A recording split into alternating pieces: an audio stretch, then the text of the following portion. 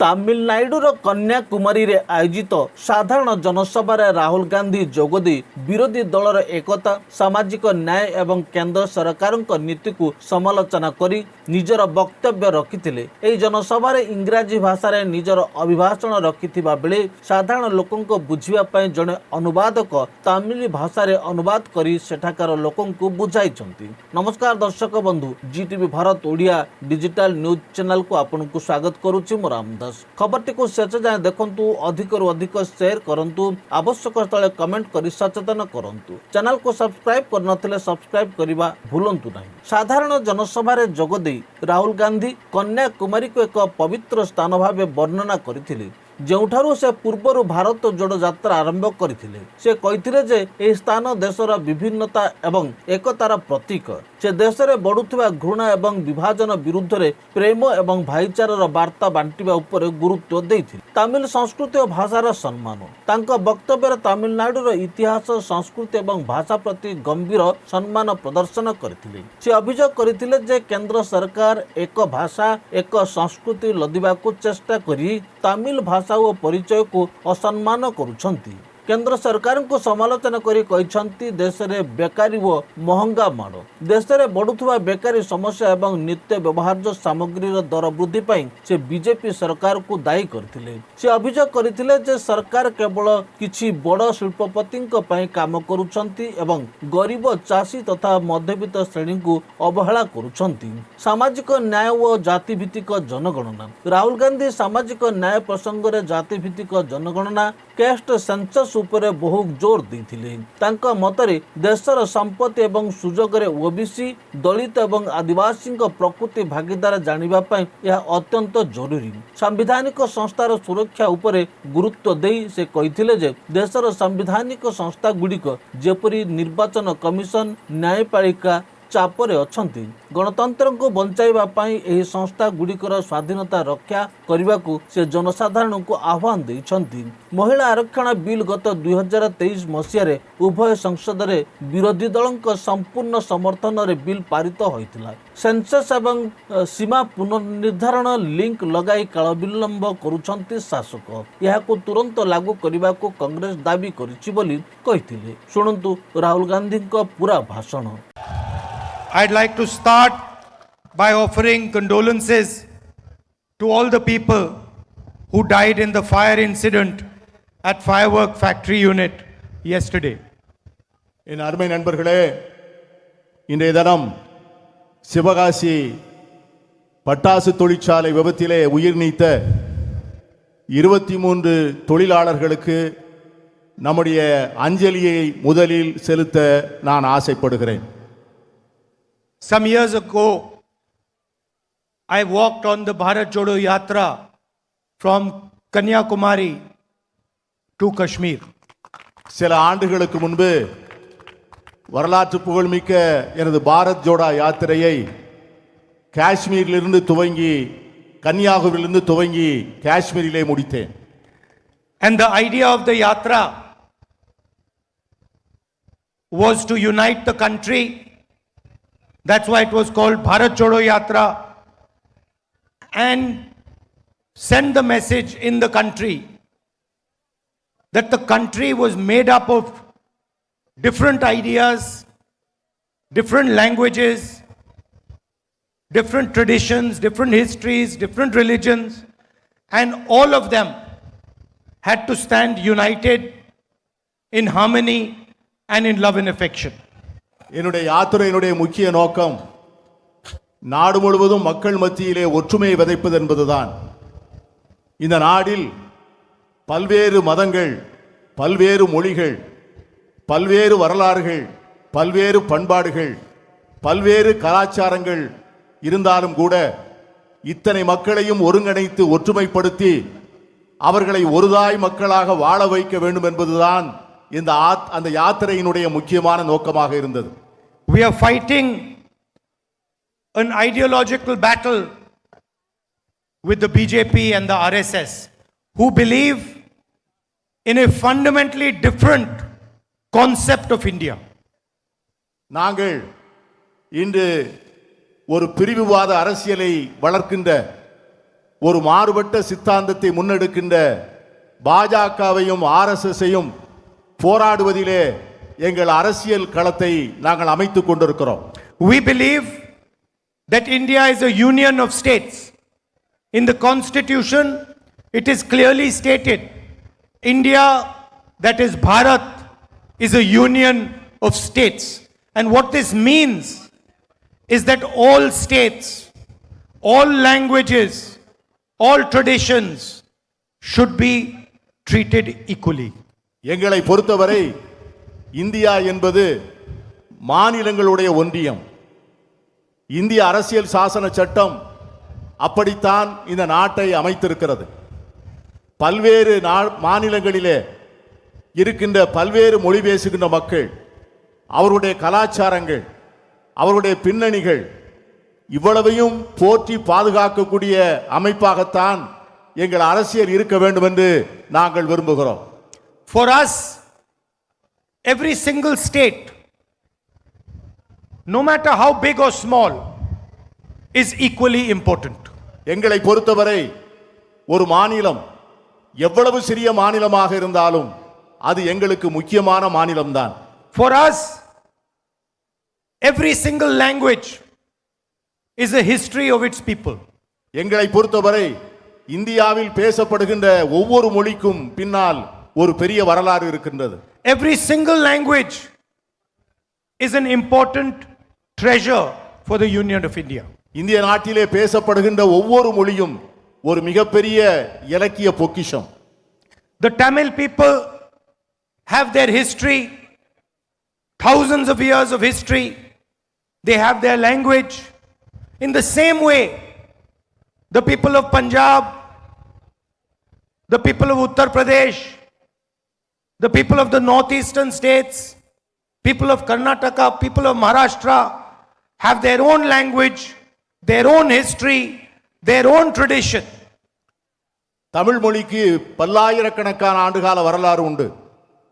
தமிழ் மொழிக்கு இருக்கின்ற வரலாற்றைப் போலவே பஞ்சாபிலே பஞ்சாபி பேசுகின்றவர்களுக்கும், கர்நாடகாவிலே கர்நாடகம் பேசுகின்றவர்களுக்கும், அசாமிலே வடகிழக்கு மாநிலங்களிலே அந்த மாநிலத்து மொழிகளை பேசுகின்றவர்களுக்கும், உத்தரப்பிரதேசத்தில் இருக்கின்றவர்கள் அந்த மொழிகளை பேசுகின்றவர்களுக்கும் ஒவ்வொரு மொழிக்கும் ஒரு பெரிய வரலாறு உண்டு, ஒரு பெரிய கலாச்சாரம் உண்டு, ஒரு பெரிய பண்பாடு உண்டு. And for us, language, culture, tradition is not to be attacked. எங்களை பொறுத்தவரை அந்த தனிப்பட்ட மொழியினுடைய பண்பாடோ கலாச்சாரமோ அவர்களுடைய உரிமைகளோ அது முழுமையாக பாதுகாக்கப்பட வேண்டுமே ஒழிய அது யாராலும் சிதைக்கப்பட்டு விடக்கூடாது.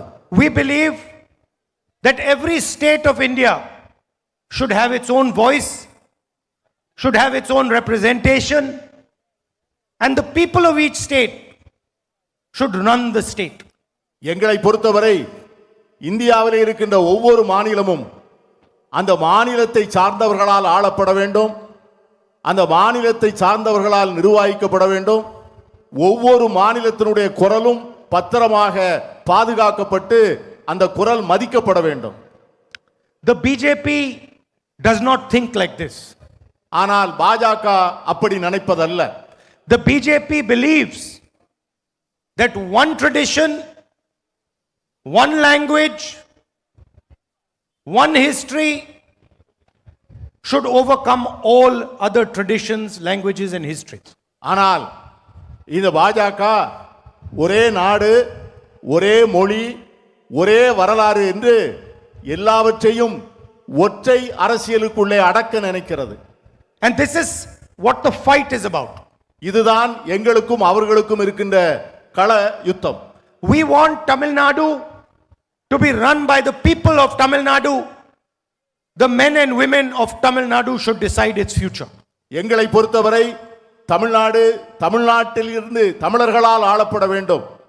தமிழகத்தை சார்ந்த ஆண்களும் பெண்களும் தான் இந்த தமிழகத்தினுடைய நிர்வாகத்தை நிர்ணயிக்க வேண்டும் என்பதுதான் எங்களுடைய நிலைப்பாடு. Just like every single state in India has the right to decide its future. அதைப்போல இந்தியாவில் இருக்கின்ற ஒவ்வொரு மாநிலத்திற்கும் அந்த உரிமை இருக்கிறது, அந்த மாநிலத்தை சார்ந்தவர்கள் தான் அந்த மாநில நிர்வாகத்தை நடத்த வேண்டும். And the constitution clearly states this. நம்முடைய அரசியல் சாசன சட்டம் அதைத்தான் சொல்லுகிறது, அந்த உரிமைகளைத்தான் பாதுகாக்கிறது. The BJP does not accept what the constitution states. ஆனால் அரசியல் சாசன சட்டம் சொல்லுவதை பாஜக ஏற்றுக்கொள்வதில்லை. The BJP wants to weaken the hold of different states. பாஜக இந்த மாநிலத்திற்குள்ளே இருக்கின்ற கூட்டாட்சி தத்துவத்தை பலவீனமாக்க நினைக்கிறது. It wants to rule Tamil Nadu from Delhi. அது டெல்லியிலே இருந்து கொண்டு தமிழகத்தை ஆள நினைக்கிறது. And we want Tamil Nadu to be ruled from Tamil Nadu. ஆனால் நாங்கள் தமிழ்நாட்டிலிருந்து தான் ஆள வேண்டும் என்பதிலே உறுதியாக இருக்கிறோம். Look at what they have done to Manipur. மணிப்பூரில் அவர்கள் என்ன செய்தார்கள் என்று பாருங்கள். A peaceful state. மிக அமைதியான ஒரு மாநிலம். They set fire to it. Hundreds of people died. There is a civil war still carrying on in Manipur. அமைதியாக இருந்த மணிப்பூரில் தீயை பற்ற வைத்து மணிப்பூர் முழுவதும் கொழுந்து விட்டு எரிகிறது. ஆயிரக்கணக்கான மக்கள் இறந்து போனார்கள். சமூக அமைதி இழந்து அந்த மணிப்பூர் மாநிலம் இன்று சின்னாபின்னமாக காட்சியளிக்கிறது என்று சொன்னால் அதற்கு பாஜக தான் காரணம். Wherever they can, they try to capture power and run the state from Delhi. எங்கெல்லாம் வாய்ப்பு இருக்கிறதோ அங்கெல்லாம் அதிகாரத்தை கைப்பற்றி கொண்டு பிறகு டெல்லியிலிருந்து அந்த பகுதியை ஆள நினைக்கிறார்கள். Now they do not have the courage to say this to the people of Tamil Nadu directly. ஆனால் இதை தமிழ் மக்களிடம் நேரடியாக சொல்வதற்கு அவர்களுக்கு தைரியம் இல்லை. So what have they done? They have captured one of the glorious political parties of Tamil Nadu. அதற்காக அவர்கள் என்ன செய்தார்கள் என்று சொன்னால் ஒரு பெரிய வரலாற்றை உடைய ஒரு இயக்கத்தை அவர்கள் இப்பொழுது கைவசப்படுத்தி இருக்கிறார்கள். The AIDMK played a historic role in Tamil Nadu's progress. அனைத்து இந்திய அண்ணா திராவிட முன்னேற்ற கழகம் தமிழ்நாட்டினுடைய வளர்ச்சியிலே ஒரு மிகப்பெரிய பங்காற்றி இருக்கிறது என்பதை நான் மறுக்கவில்லை. There were leaders in the AIDMK who truly represented the people of Tamil Nadu. அனைத்து இந்திய அண்ணா திராவிட முன்னேற்ற கழகத்திலே தமிழகத்தை உண்மையாகவே பிரதிபலித்த தலைவர்கள் இருந்தார்கள் ஒரு காலத்தில். But today the AIDMK is a hollow shell. ஆனால் இன்று இருக்கின்ற அண்ணா திராவிட முன்னேற்ற கழகம் என்பது ஒரு வெற்று கூடாக மாறி போயிருக்கிறது. It has now become the instrument of the BJP to enter Tamil Nadu. தற்போது அதிமுக பிஜேபி தமிழகத்துக்கு நுழைவதற்கான கருவியாக மாறி போயிருக்கிறது. The leadership of the AIDMK has surrendered to the BJP because of their corruption. Anna Dravida Munnetra கழகத்தினுடைய இன்றைய தலைவர்கள் ஊழலில் திளைத்த காரணத்தினால் இன்று மோடி அரசிடம் முழுமையாக சரணாகதி அடைந்திருக்கிறார்கள். And the RSS is planning, is trying to rule Tamil Nadu by proxy. RSS இயக்கம் தமிழகத்தை பெனாமிகளை வைத்து ஆட்சி செய்வதற்கான முயற்சிகளை மேற்கொண்டிருக்கிறது. The same way Donald Trump controls the Prime Minister of India, the Prime Minister of India wants to control Tamil Nadu through the AIDMK. அமெரிக்க குடியரசுத் தலைவர் Donald Trump எப்படி மோடியை கைவசப்படுத்தி ஆட்டுவிக்கிறாரோ அதை போல மோடி தமிழகத்திலே இருக்கின்ற எடப்பாடியை கைவசப்படுத்தி அவரை ஆட்டுவிக்க நினைக்கிறார். And the DMK and the Congress party and our alliance are defending Tamil language, Tamil culture, Tamil history from the RSS. ஆனால் நாங்கள் கூட்டணி வைத்திருக்கின்ற திராவிட முன்னேற்ற கழகமாக இருந்தாலும் சரி, எங்கள் கூட்டணியில் இருக்கிற மற்ற கட்சிகளாக இருந்தாலும் சரி, நாங்கள் தமிழ் மொழியை பாதுகாப்பதிலே உறுதியாக இருக்கிறோம். தமிழ் கலாச்சாரத்தை போற்றுவதிலே உறுதியாக இருக்கிறோம். தமிழ் பண்பாட்டை சிதறாமல் கவனிப்பதிலே நாங்கள் மிகவும் உறுதியாக இருக்கிறோம். The RSS hates the idea, hates the Dravidian idea. RSS இயக்கம் அடிப்படையிலேயே திராவிட சித்தாந்தத்தையே வெறுக்கிறது. Because they know that it is the Tamils who can challenge them. அவர்களுக்கு நன்கு தெரியும் RSS இயக்கத்தின் சித்தாந்தத்தை எதிர்க்கக்கூடியவர்கள் தமிழர்கள்தான் என்பது அவர்கள் நன்கு அறிந்தது. They know it is the brave Tamil people who will resist them. அவர்கள் தெரியும் வீரமான தமிழர்கள் அவர்களை ஒரு நாளும் ஏற்றுக்கொள்ள மாட்டார்கள் என்பது அவர்களுக்கு நன்கு தெரியும். And they know that the Tamil people will never knowingly surrender to them. அவர்களுக்கு தெரியும் இந்த தமிழர்கள் ஒரு நாளும் அவர்களிடம் சரணடைய மாட்டார்கள் என்பதும் அவர்களுக்கு நன்கு தெரியும். That is why they are trying this new technique of coming through with the AIDMK. அதனால்தான் அவர்கள் இப்பொழுது புதிதாக ஒரு யுக்தியை கண்டுபிடித்து அண்ணா திராவிட முன்னேற்ற கழகத்தின் மூலம் தமிழகத்திலே வந்து கால் பதிக்க நினைக்கிறார்கள். Few days ago in Parliament, the Prime Minister did a very dangerous thing. சில நாட்களுக்கு முன்பு நம்முடைய பிரதமர் பாராளுமன்றத்திலே மிகவும் ஒரு ஆபத்தான ஒரு காரியத்தை செய்தார். He told the country that he wants to pass a women's bill. இந்த நாட்டு மக்களிடம் அவர் என்ன சொன்னார் என்று சொன்னால் மகளிருக்கான இடஒதுக்கீடை வழங்கப் போகிறேன் என்று சொன்னார். But the real plan was to change the electoral structure of India.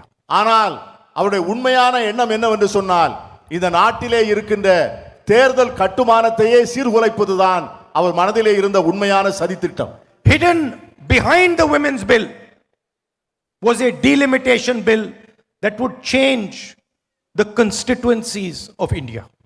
இந்த மகளிர் இடஒதுக்கீடுக்கு பின்னால் தொகுதி சீரமைப்பு என்கிற ஒரு விதியையும் சேர்த்து இந்தியாவிலே இருக்கின்ற அத்தனை தொகுதிகளையும் மாற்றி அமைப்பதற்கான ஒரு முயற்சியை அவர் மேற்கொண்டார். What they wanted to do was reduce the number of seats of southern states, of northeastern states and of smaller states.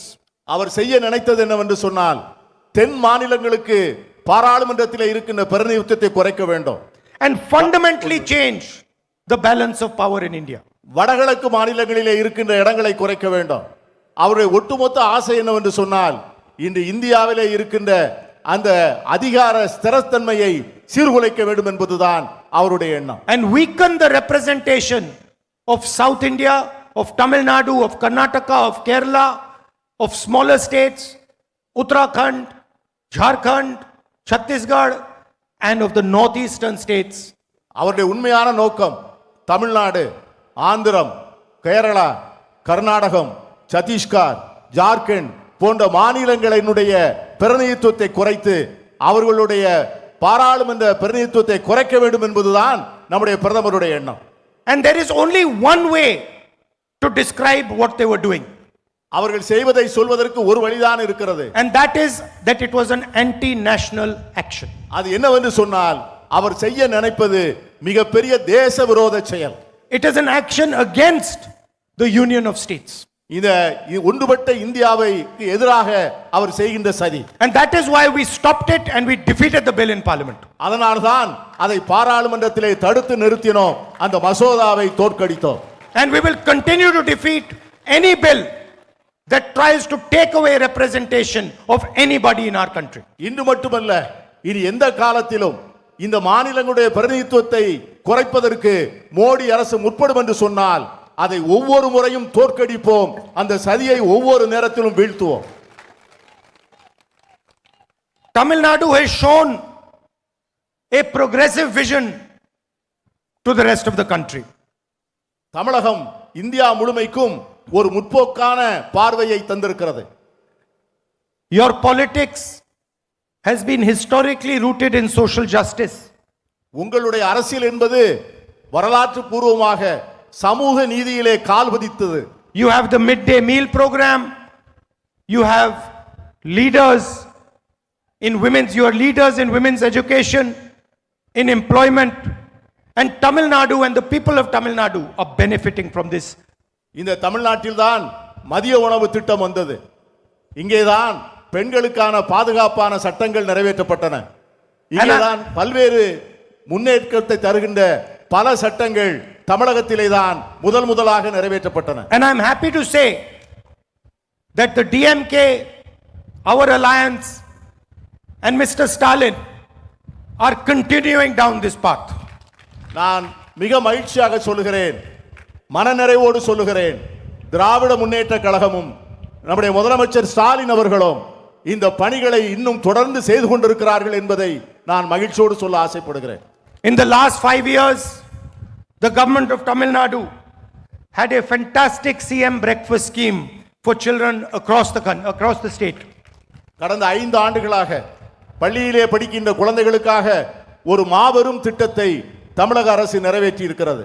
And also gave rupees 1,000 to women across the state, to 1.31 crore women across the state. தமிழகத்தில் இருக்கின்ற 1,31,00,000 மகளிருக்கு மாதம் 1000 ரூபாய் வழங்குகிற அற்புதமான திட்டத்தை அவர் தொடர்ந்து நிறைவேற்றி வருகிறார்.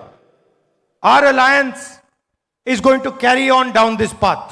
எங்களுடைய கூட்டணி இந்த பணிகளை தொடர்ந்து செய்யும். We are going to increase the amount of money that is given to women to 2,000 rupees a month. எங்களுடைய கூட்டணி ஆட்சிக்கு வருகின்ற போது இப்பொழுது கொடுக்கின்ற 1000 ரூபாயை 2000 ரூபாயாக உயர்த்தி தருவோம் என்கிற உறுதியை தந்திருக்கிறோம். Senior citizens and differently able people will also get 2,000 rupees a month.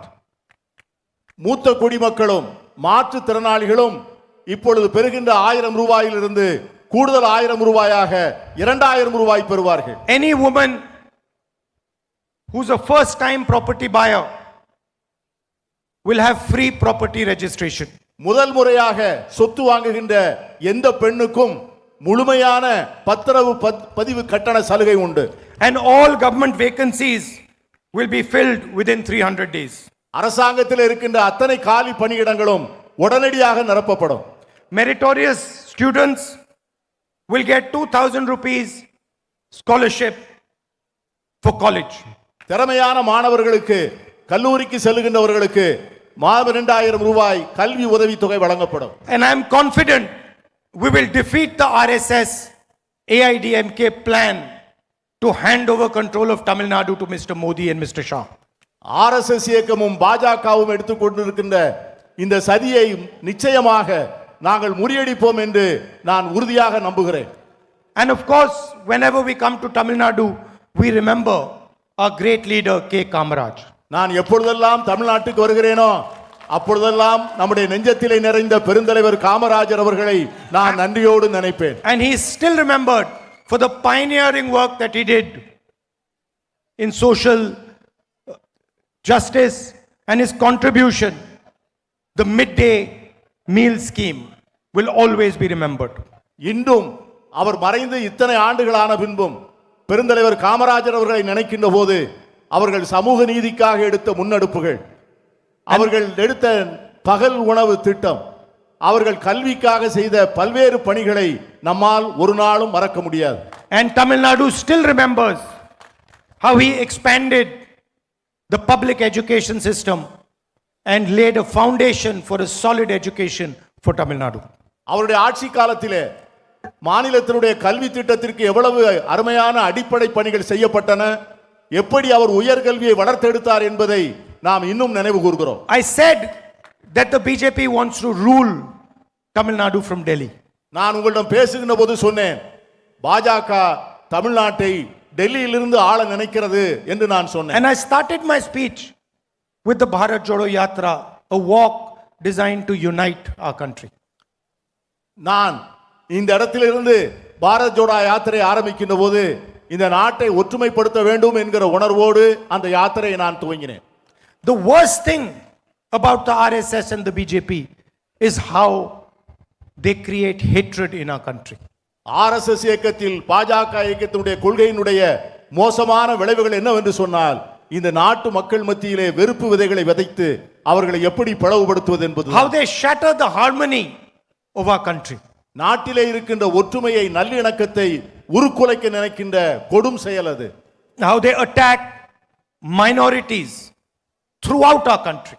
நம் நாட்டிலே இருக்கின்ற சிறுபான்மையினரை இந்தியா முழுவதும் அவர்கள் தாக்குகிறார்கள், சிதைக்க நினைக்கிறார்கள். For the first time in our history, in our modern history, minorities feel uncomfortable, feel scared living in this country. நம்முடைய வரலாற்றில் முதல் முறையாக சிறுபான்மை மக்கள் தாங்கள் பாதுகாப்பில்லாத ஒரு வாழ்க்கை வாழ்கிறோமோ என்கிற அச்ச உணர்வை பெற்றிருக்கிறார்கள். Whether you're a Christian or a Muslim or a Sikh or a Adivasi, you are attacked, vilified and violence is carried out against you. நீங்கள் கிறிஸ்தவராக